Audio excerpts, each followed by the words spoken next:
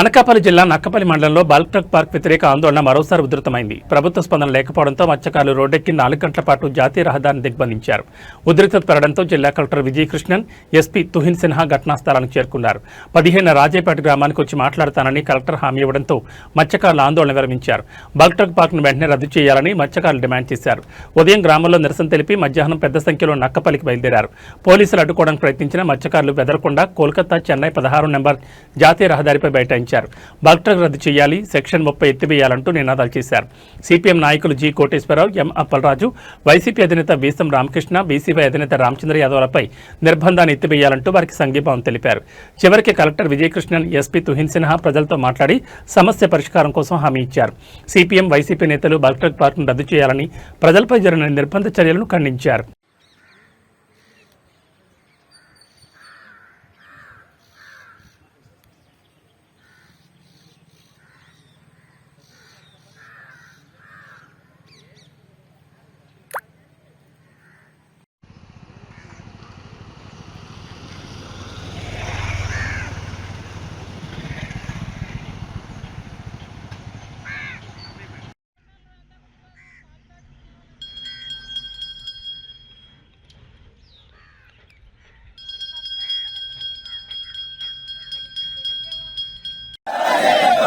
మండలం రాజీపేట పరిసర ప్రాంతంలో బల్క్ ట్రక్స్ పార్క్ ఏర్పాటు చేయొద్దు.